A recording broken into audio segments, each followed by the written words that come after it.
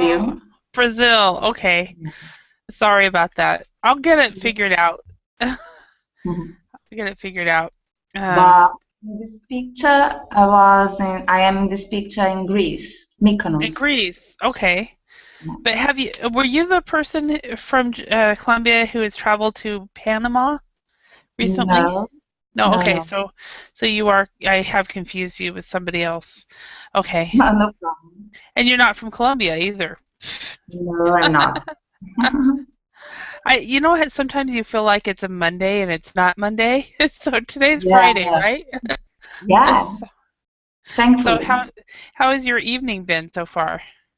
Yes, it's doing well. I'm just Uh-huh. here on Verbling, and Uh-huh. Well, that's that's it. good. Yeah. Nothing more. I mean, this is fun, but I mean, I have nothing scheduled, like party, something like that. Hmm. Just enjoying talking to people from around the world. So, Yes, this is yeah. fun. Uh-huh. Yeah, that's the one thing I love about the Verbaling classes is exactly that you have people from, it's at this time of day, it's usually people from Asia or South America. And then, during the about 5 hours ago, it could be from Asia, um, I guess about no, about now, no, 2 or 3 hours ago, it could be Asia, Europe, and South America. So, Oh, cool. yeah. I was Because thinking, now it's evening here, so people usually stay all day long working.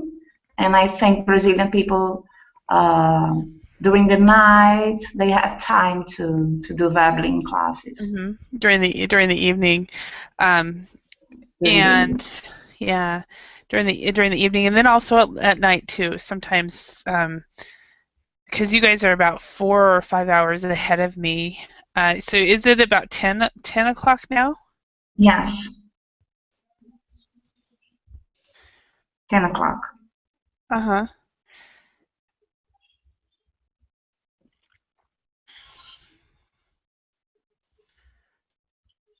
Okay. Where are you I'm now? typing in a second. If you have typing on the to this person that wants to come in, if you have a Okay. subscription, you can join. Okay. Um, I am actually in Idaho, in the U.S. Do you know where Idaho is? No. Okay, it's in the northwest corner. There's Washington, let's see, Washington, Oregon, and then Idaho is right here. So, Okay. Is it big or not? Is it big? it's Idaho it's not a big it's a big state land wise, but as far as population, it is not. Um, Let me show you a map. And because of that, a lot of people don't think of Idaho. It's we have just fewer people in Ah, Idaho. We have about 3 million people in the entire state. Um, no. so here is the U.S. And hi, Julio. Here's the U.S. Idaho is right here. Let's see if we can make this bigger. Idaho is right here. Am I I'm not screen sharing, am I? So I'm like showing you a screen and you're not seeing it. Um, but Ah, here is the U.S.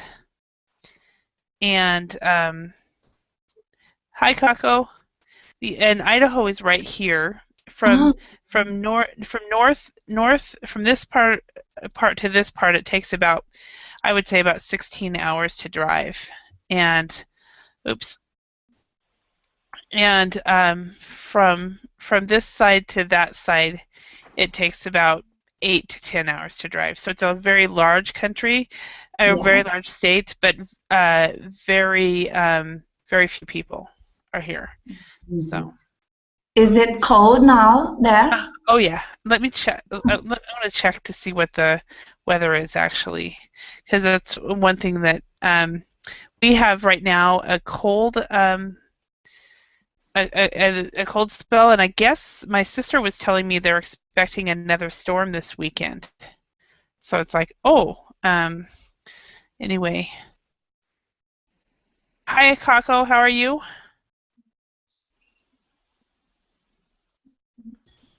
Julio, Hi, teacher. how are you? I'm fine, thank you. And you? Very good, very good. So, and then there's Julio is there, and who else? German, you found your way in. Where are you from? Hi, I'm from Mexico. Hi, from Mexico. Welcome, Yeah, welcome. thank you. Yeah, I'm just looking at the weather right now where I'm located, because it's actually very cold right now. Okay. It's minus 2.7 degrees Celsius right now. No way. So, and that's actually, it has been, I think, a few nights ago it was minus 12. And so this is actually quite good. Hot. So it's going to get warm, and then I guess they're expecting more storms. So anyway, Gosh. that's the weather right now. Here now it's 41 Or, degrees. yeah, it's summertime though, right? In Brazil. Always summertime here. Yeah. And Julio, you are in Mexico as well? Or is it? That's correct. Yeah, Okay. Mexico. Okay, so we've got a Brazil-Mexico class today. So, what's the weather like right now in Mexico? Where I am right now, it's a little bit cool. Mm-hmm. Usually my hometown, which is Veracruz, it's in the south of Mexico, by the Gulf of Mexico.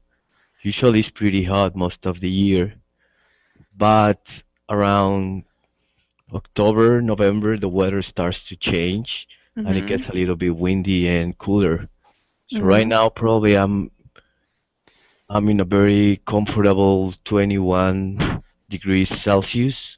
I'm not sure what's in Fahrenheit, but that's my temperature in Celsius. And about 21 degrees Celsius is about 68 to 70 degrees Fahrenheit. And that's the only one conversion I know is the 20 to 68. All right. So, is it about the same, German, in your part of Mexico? About 20 degrees? Oh, I'm from Mexico, but I live in La Florida. Oh, okay. Yes. Here is a little bit cool too. Yeah. Is it about what is the weather like then in Florida? Because I heard that's one of the states that did not get cold. It's like 69.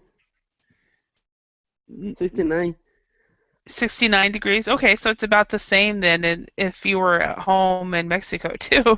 Oh, yes, the weather is the same. Not change very much. So are you working in Florida or are you studying? Oh, now I'm studying some course of English, but I have here like a month maybe. A month? Living Okay, awesome. Okay, awesome. Well, welcome. Are you new to Vermland, German? Yes. Okay. In my first class. Oh, is it? Okay. Well, welcome. We have a lot of times this hour, we have only pretty much people from South America and some Asians come sometimes. But right now we have Kako here is from Brazil, and Julio is from Mexico, and then we have Simone from Brazil as well. And so we have people from Colombia and Chile and Peru and Japan and Vietnam and all over. So. Okay. Hello, everybody. Yeah. Nice to talk to you. Yeah. Hello, Herman. Hi. Is it Herman? Is that how to say his name? Yes, Herman. Herman. Okay, because I thought it was the G. Okay. Thank you for saying it correctly, Julio. I was Kako. That was yeah, Kako. Yeah, it's a bit tricky because you read German, you say, this guy's from Germany. And you see the big Mexican flag, and you cannot miss out that one. That's funny. Yeah, I guess people probably think that too. I knew better just because I know they're asleep right now in Europe. So anyway, let's go on. Types of people. Today's class, so the learning goals for today's class is actually, there's two or three aspects. One is, in this class you will actually get a good practice of listening, and specifically listening to me. The second goal is to learn new vocabulary. Okay. And then after that, if there is time, then we will just practice discussing. Practice conversation and discussing these words. Okay. That's the plan for today. This is a vocabulary activity that I actually have worked with people for about 10, 15 years on, and it's a quite challenging activity. And when you see the words, you'll go, I only know 3 of them, and that's okay. Okay, by the end of this lesson, you should know half of them, if not even more. Okay, so let's go ahead and start. It's only just one page. We've got these words. See, I think it's 16 words. 1, 2, 3, 4, 5, 6, 7. Yeah, 16 words. Do you guys know any of them? Simone, do you know any of them? Yeah. And it's okay if you don't. Yes. Patriot is patriot is someone who loves his country. Exactly. So patriot. So you know patriot. So someone who loves his country. Okay. And do you know any more, Simone? Yes. Sibling. Like brothers and sisters. Yes, a single word for brother or sister. Okay. And Julio, do you know any of these words? Spouse. Spouse. And what does spouse mean? It means your better half. Okay. Yes, your husband or your wife. So. And hooligan. Hooligan. What is a hooligan? Well, I've never seen the definition, but it is usually associated with aggressive people who like to do some mischieving, Yes. bullies and stuff like that. Yep, especially in Europe, it's associated with football. It's associated with football fans, actually. So, okay. And Herman, Yes. how about you? Is there any of these words that you know? Well, actually, I can see the word. I don't know. Oh, you can't see the words? Okay. Do you see my name? Can you press on that on my name? Okay, let me see. Where is it? Do you see all the pictures? Like, do you see our different pictures down on the bottom part of the screen? Okay. Okay, press on my name and maybe you'll see this. Do you see it now? Okay, let me see. See. Are you using an iPad? Yes. Okay, that's probably why. Let me get the link for you. Bear with me a moment, and I'll get a link, and you can get it that way. Okay. Okay. Sorry. And so, Kako, do you know some of these words?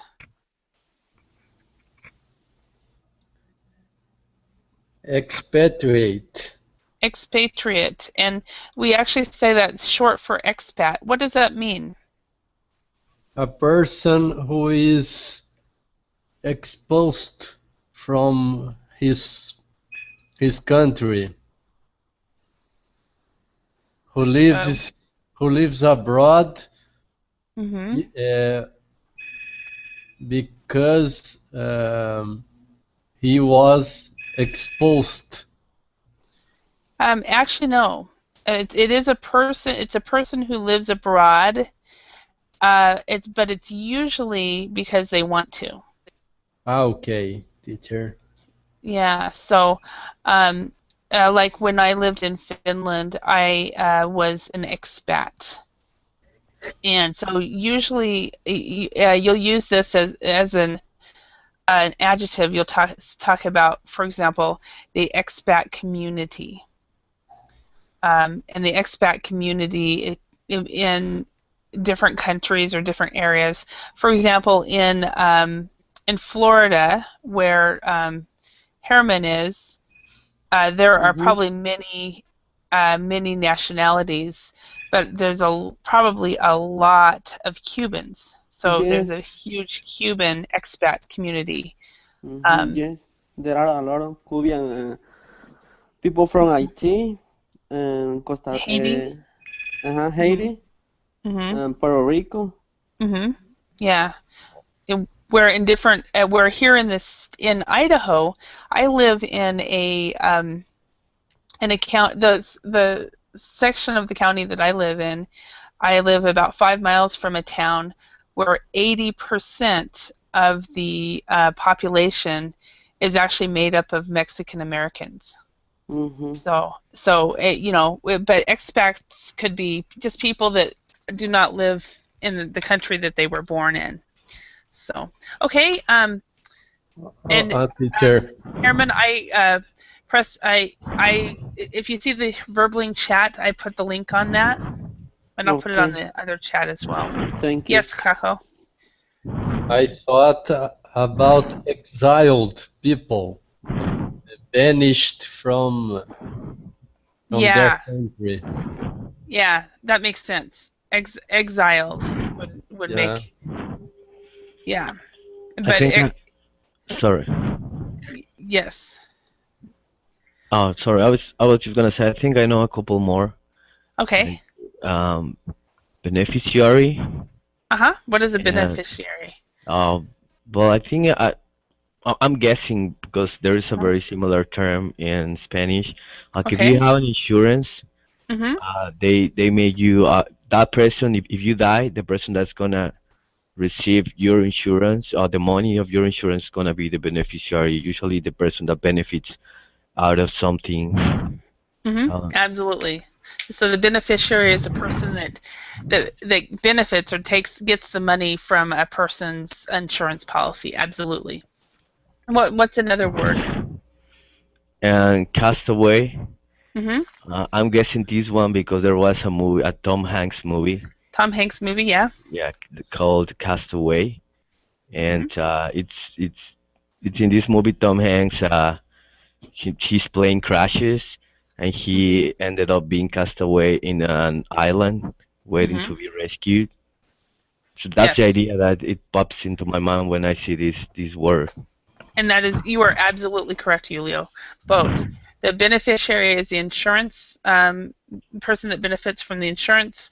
Castaway is a person, usually it's from a shipwreck, but Mm. nowadays it could also be from an airline accident. Like, for example, the movie Lost, or the TV show Lost. Mm-hmm. They were all castaways as well, I think, because I've only seen that show maybe once, so I don't know.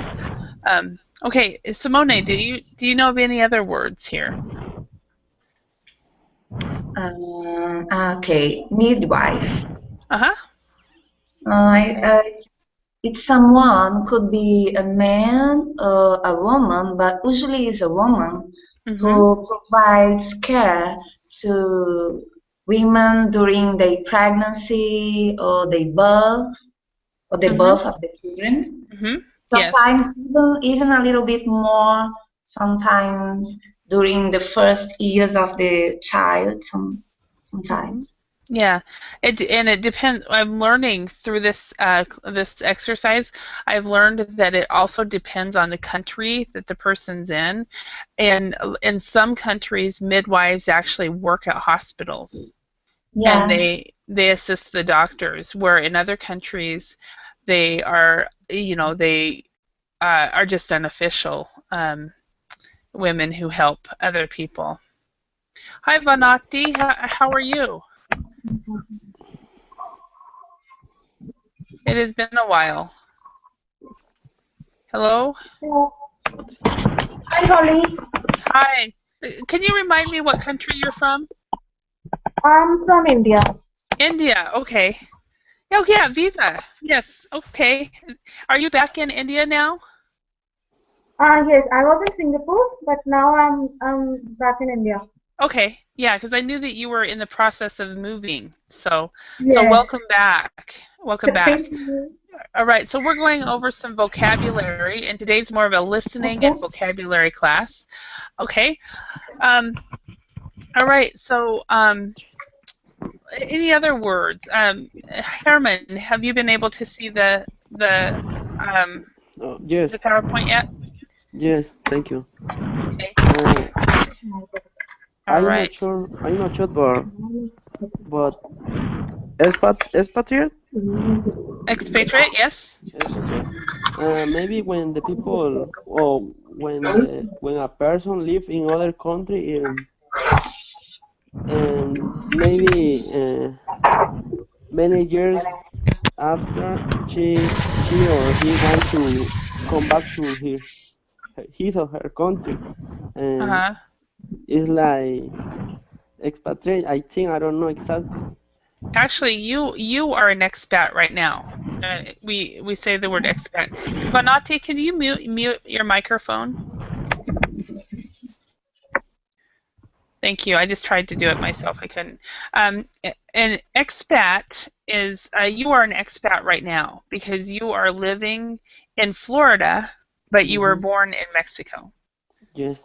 And Okay. so, yeah, so it's kind of opposite what you were saying. So a person who is living in a country that is not their where they were born.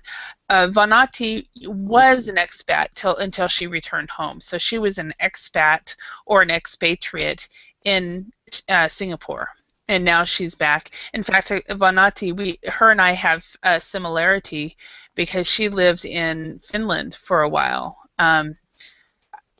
I think after I left, I can't remember, but we both were expats in the same country. So, okay. I'm not sure about hermit, but I think it's a person that likes to live isolated, that doesn't really like to, socialize with people. Absolutely. So a hermit is someone who likes to live alone. Usually they live in the mountains, or and they usually live. Do you guys know the term off the grid? To live off the grid.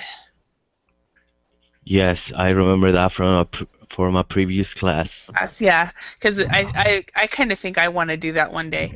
To live off the grid means to have no, not even have electricity and not be connected at all with technology. And many hermits will live off the grid, so people don't even know that they are there. So. Okay. Okay. Any other words? Simone, do you have any others? Arbitrator. Uh-huh. I think is a person who has to decide between two other people who don't agree with each other. Mm-hmm. Yeah. Yeah, they usually work with lawyers. Yeah. And many times, say for example, if there's a divorce or some type of dispute between a company and two companies, they will try to go to arbitration first and work with arbitrators to try to settle the dispute before it goes to the court. So an arbitrator will try to work with, say for example, a labor union and a company is one example, or a divorce couple. Exactly. Okay. Any other words? Kako, do you have any? I have accomplice. Uh-huh. Accomplice. I think it's when someone commits a felony or a crime, it's the person that usually acts together with the person committing the felony. They are both doing the action. They are the person. They are the person that helps. Exactly. It helps them. Yes. So the accomplice helps them. The best example I can think of is a bank robbery. The person who drives the car, the bank robber jumps in the car, and the person who takes off is an accomplice. Exactly. And So- conscript, I think it's a person that um that went through I don't know went to jail, or it's I don't know, police are looking for him, or he's a former inmate. Mm-mm. Am I wrong? Yes. No, you're very wrong. But you'll laugh when you realize what it is. All of these words are British English, and some of the words have American English equivalents. And the American English for a conscript is a draftee. Drafty. Yeah. Okay. And it basically a conscript is a person who is required to serve in the military. Okay. Okay, so some countries, I know, who is it? Finland, it requires the men from the ages of 18 to 30 to serve at least 1 year in the military, so they're all conscripts for that year, or they're all draftees. Korea requires either 1 year to 3 years.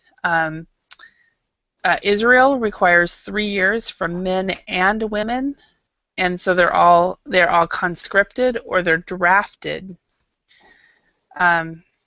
into the military.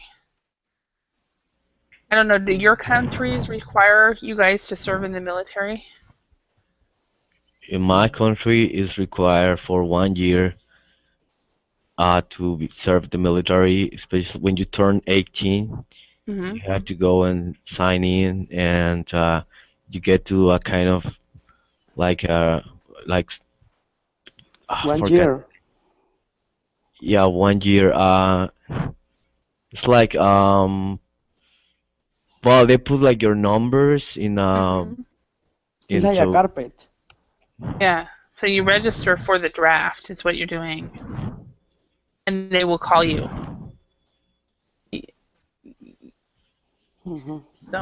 So that's a requirement in the U.S. when you're 18, that everyone who is 18, not everyone, all men who turn 18, they must go and register for the draft. However, in the U.S., we have not drafted anyone since the Vietnam era, which was in the 1970s. So our military is made up of completely volunteers. So we have what's called a professional army, a professional military, because they are all volunteers. They want to be there. But if we draft or we conscript, that means that it is not professional armies, of professional military. So how about in Brazil, Kako? Are you guys conscripted? Yes, teacher. In Brazil, military service is compulsory, is mandatory. Unless people live in the little towns. In little towns where the economic basis is mainly agriculture, the young people is not obliged to serve the army, the military forces. Okay, but everyone else is. How long is it? 1 year. 1 year. Okay. Yeah.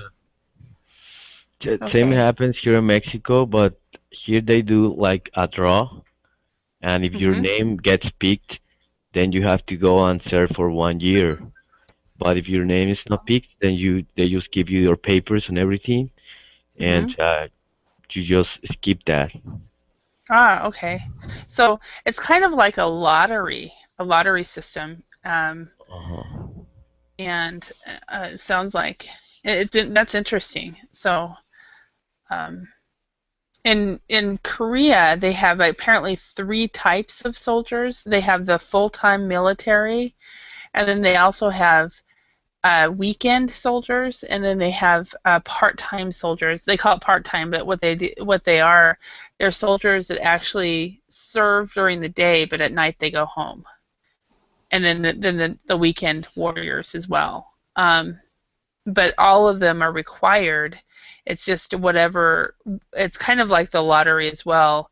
Whatever they qualify for, and but the UK I know is also in like the US. It is a professional military, so they do not.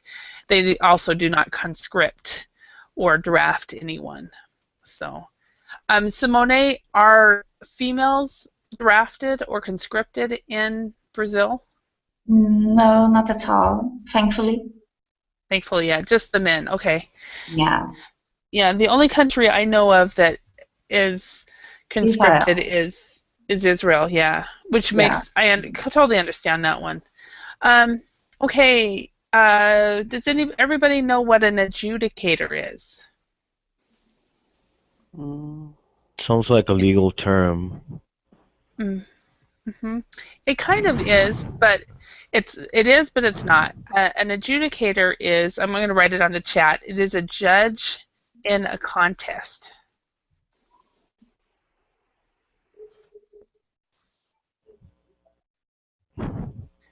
All right. Okay, so that's what that is. A judge in a contest. So if you have a contest, like maybe, or not just a contest, like a tennis match, you could call them an adjudicator. It is, I would say, of all the words here, this is the one that probably is used the least. They have other words like judge that they will use more. Okay,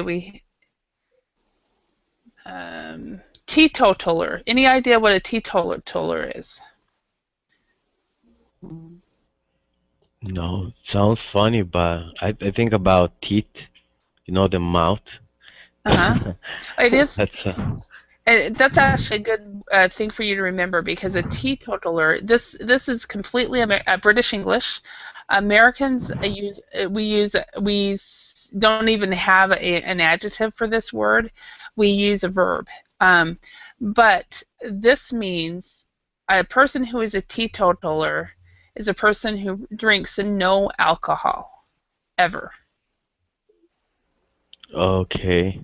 Okay, so we can say many people who are religious, and a lot of different religions are probably teetotalers.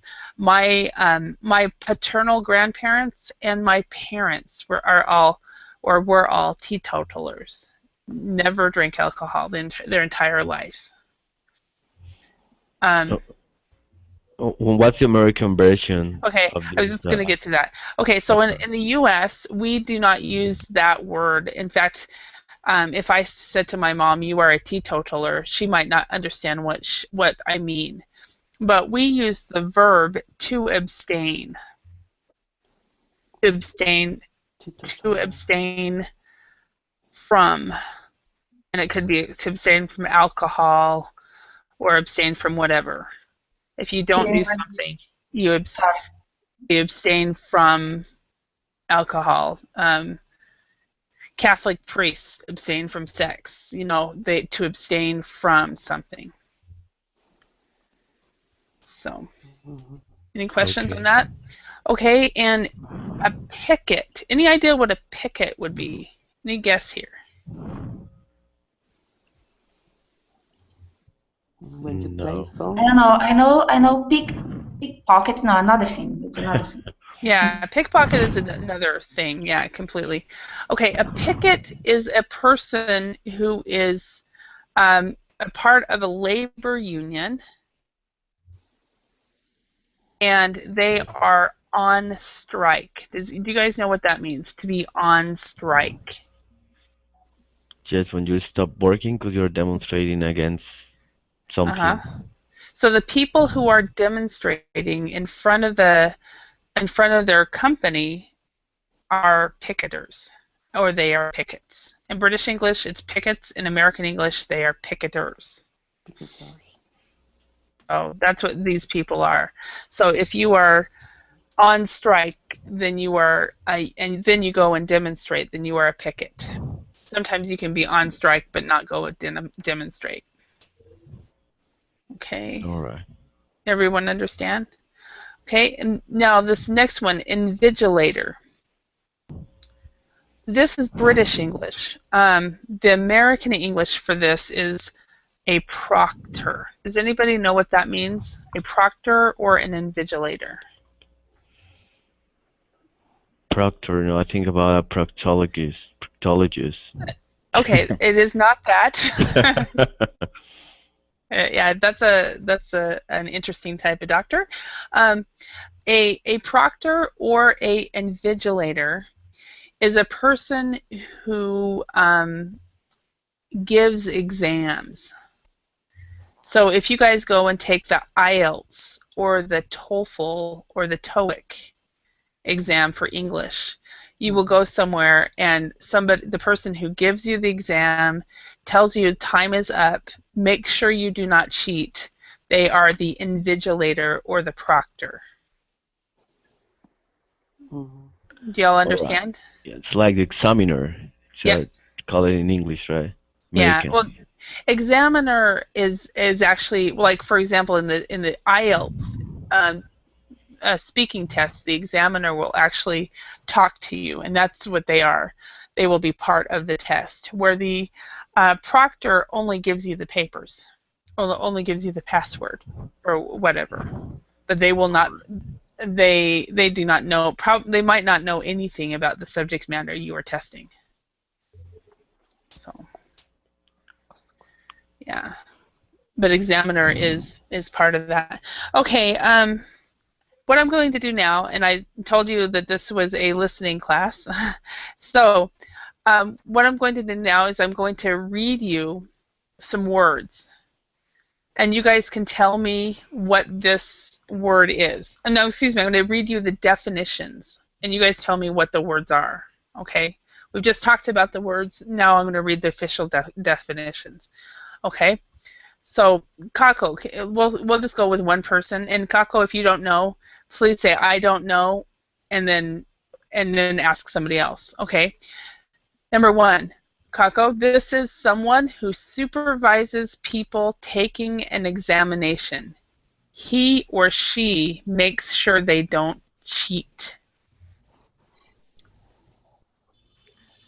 What is that?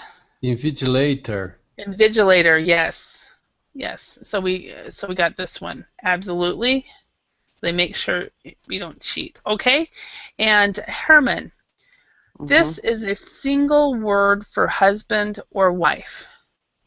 Spouse? Spouse, yes. Thank you. And I've lost my mouse. Okay. Spouse, okay? And Julio, this is someone who has deliberately withdrawn from society and lives completely alone. Someone who lives off the grid, a hermit. A hermit, yes, and they live off the grid most of the time. Okay, Simone, this is someone who helps another person commit a crime. Accomplice. Accomplice, perfect. Okay. And Kako, this is someone who, during a strike, is placed, placed outside a factory by his or her trade union to try to prevent other workers from going in until the strike is over.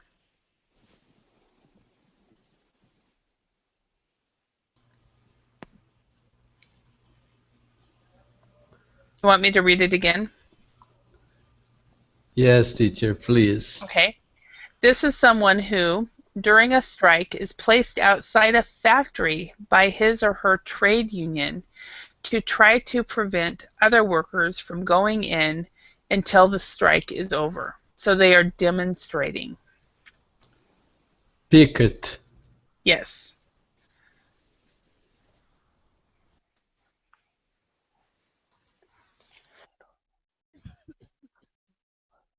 Okay, Herman. This is someone who is called in to settle a dispute between two people or groups, usually at the request of both sides. For example, during a strike. Mm, Do you want me to read it again? yes, can you repeat, please? This is someone who is called in to settle a dispute between two people or groups, usually at the request of both sides. I don't know. So, Okay. Julio, do you know? Yes, it's the arbitrator. Arbitrator, exactly.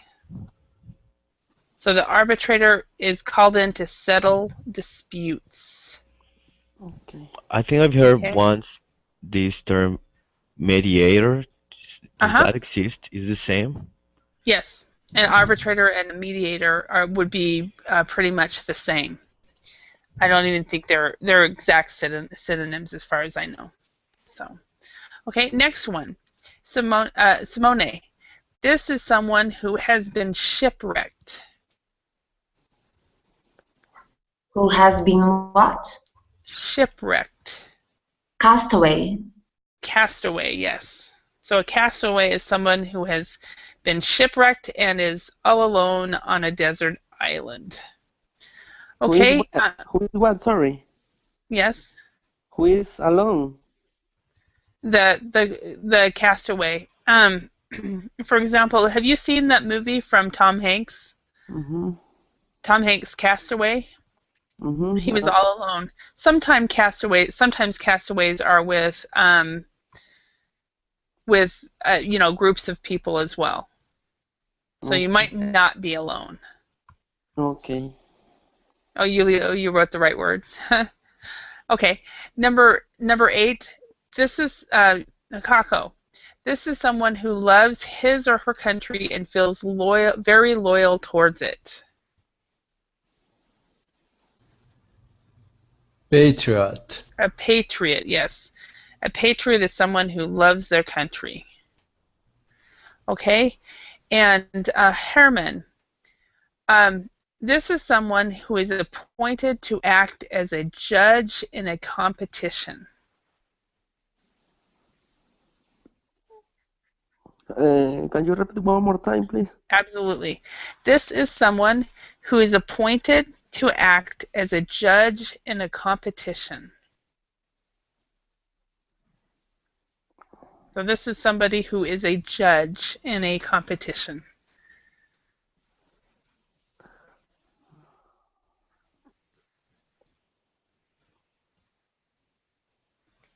Let me write it down on the chat. Okay. So this is somebody who acts as a judge in a competition.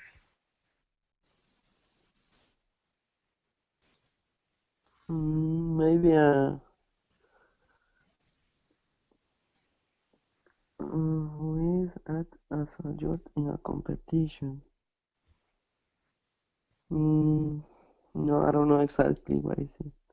Okay, no, not a problem. The answer is adjudicator. Now, my theory on this, Herman, is if you know everything, you don't need to come to class, right? Okay. So you come to class to learn. So you will know this, that an adjudicator is someone who acts as a judge in a competition. Okay. So Julio, this is someone who is made to serve in a country's army, navy, or air force, whether he or she wants to or not. Someone who is made to serve in a country's army, Navy or Air Force. Navy or Air Force. It's Whether. yeah, weather. Whether he wants to or not. Whether he wants to or not, that is a conscript. Yes. Conscript.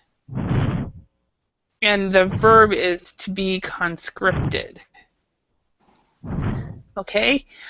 Simone, this is someone who is living in a foreign country. This is Herman. Okay. Expatriate. Expatriate. Okay, and we actually will say expat. Oops, I can't draw a straight line. Expat. So expat community, for example. Expatriate is the word, but we will say expat. Okay. Number 14. Kaku.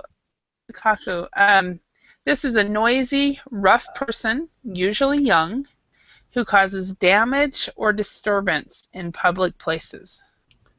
Hooligan. A hooligan. Okay. Do you guys are your football fans in Brazil hooligans? Or is that just a UK thing and German thing? Sometimes it happen violence, but it is not so common as in England during the actions of hooligans. In England, it is famous, badly famous, the violence of the hooligans. Here is not common, teacher.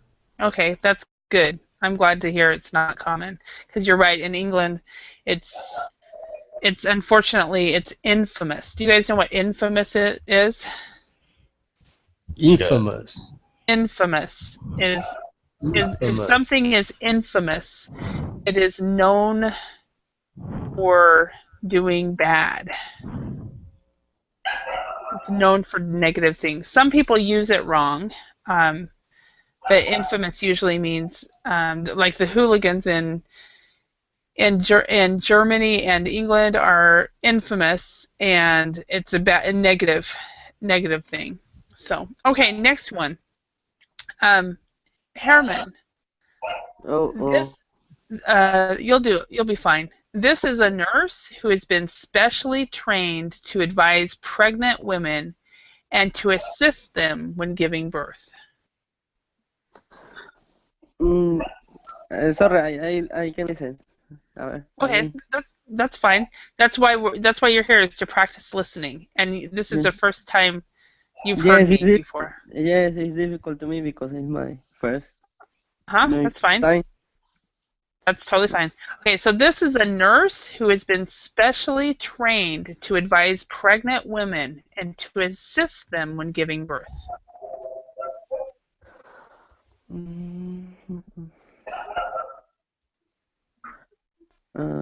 Midwife? Midwife. Yeah, so you got it. It was a good guess. Excellent. So a midwife will help doctors, and I've lost my mouse. Okay, the next one, Julio, this is a single word for brother or sister. A single word for brother or sister is sibling. Sibling, yes. Teetotal. Teetotal. Yeah, it's actually sibling.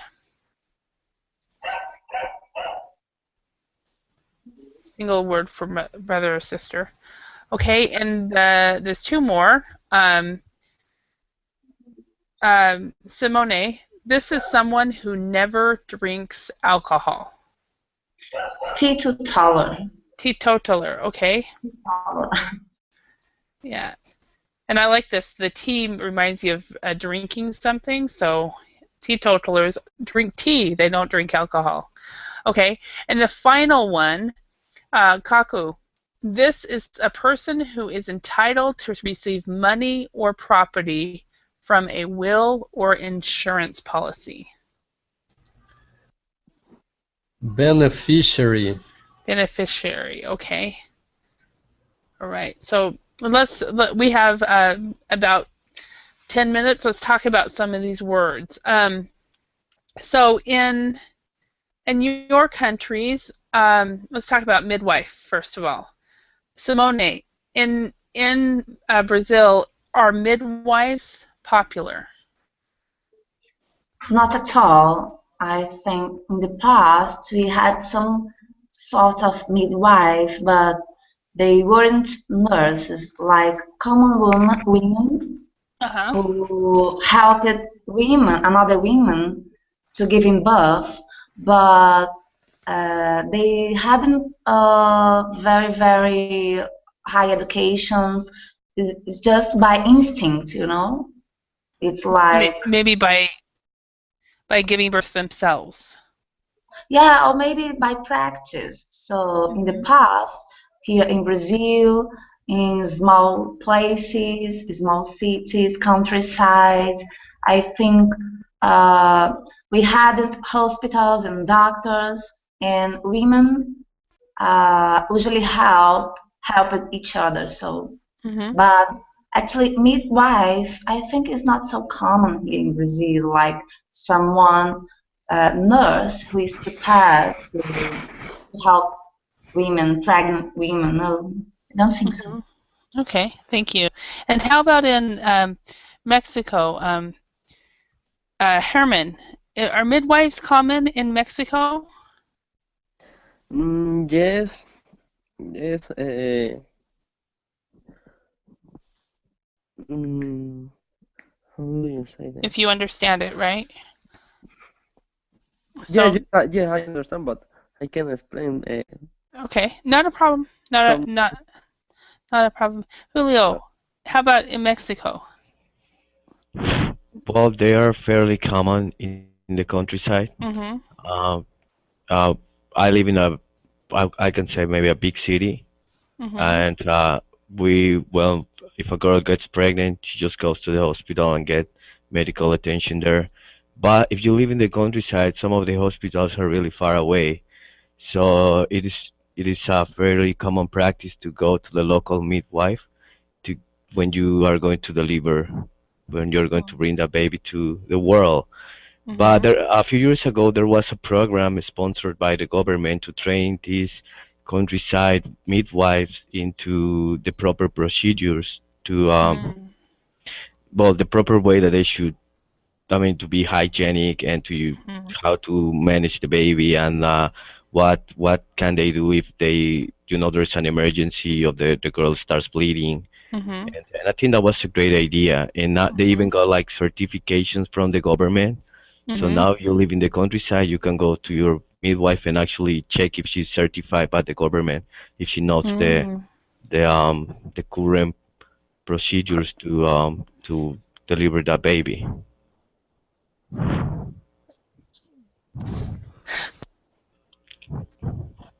Thank you very much.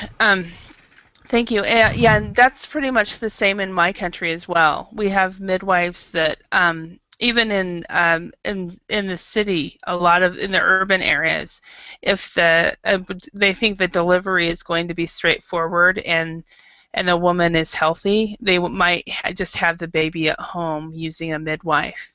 But the midwife is usually connected with the local hospital. Just in case there's problems, they usually have a doctor on call so that they can get the woman either to the hospital or the doctor can go home.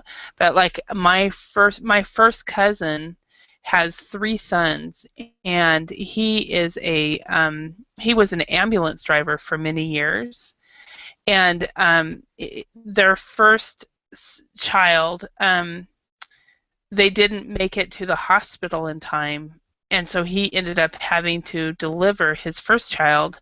So after that, they decided we'll just use midwives.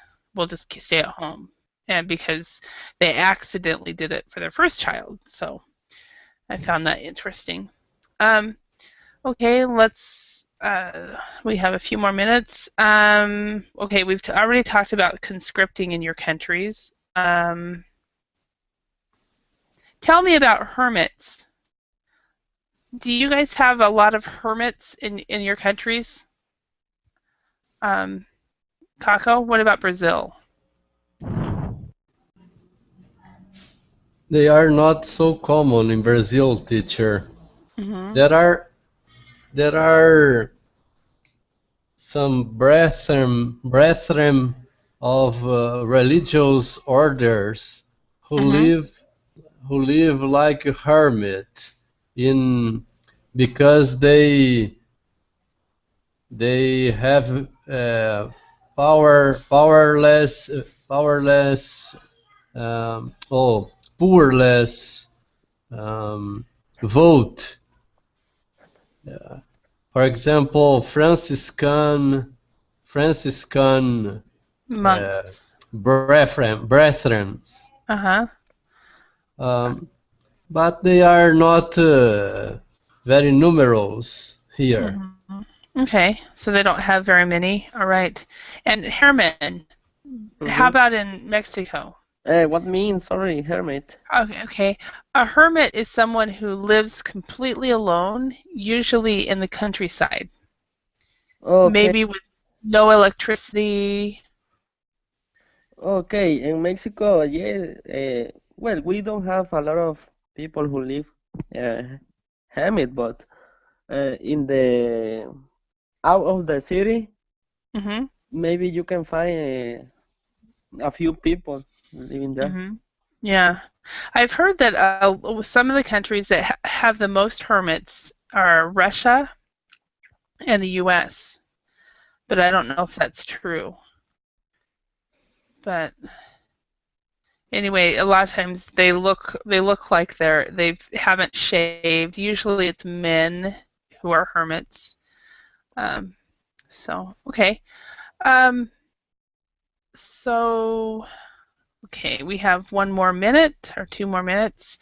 So tell me, Julio, about arbitration in Mexico. Do you guys have arbitrators, or do people, when they have disputes, go straight to the courts? Well, usually, well, I'm a little bit ignorant when it comes to the, laws, but Uh-huh. yeah, they usually go to court, but the legal system in Mexico is quite different to the Mhm. legal system in the United States because here we have what we call written law.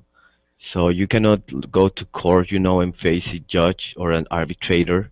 Mhm. You have to do everything right in paper, and Mm. so we don't have like the oral kind Mhm. of law that you guys have there. There is not a Mhm. judge that is going to, like you see on those TV shows, where you have Mhm. the cameras Mhm. in the courtroom, and you can see that the judge is deciding whether who is right, who's wrong. So Mhm. here you don't have that. You have to write a paper. You take it to your lawyer. Your lawyer is going to write a formal demand, and he's going to send it to court, and everything is made by just reading and writing papers. Huh, So the interesting. arbitration system is That, quite different here. yeah, that would make it so much easier in my opinion, but Well, so actually, it's worse because it takes you a lot of time to get a resolution from the judge. Probably yeah, if you are demanding someone, it will take you a couple of years to get a resolution. Yeah. wow. And if Yeah. we don't have a resolution, we are protesting. Uh-huh. Okay. Okay. So how about in Brazil, Simone? Oh, it looks like, I'm sorry, I have another class I need to go to. If you guys are still ready to take classes, the next class that I will be doing is a conversation class on anger. So it's kind of an interesting topic, but we have to know every vocabulary word. So I want to thank you for your participation. I hope you learned some new words, and I hope to see you in another class. And again, Herman, welcome to Verbling. Okay, thank So you. Nice to thank you. meet you. I'm going to take Thanks. Thank another you very class. much. Bye bye. Bye. Thank you. That was Take awesome. care. Thank you. See you Thanks. Bye. around. Thank you, teacher.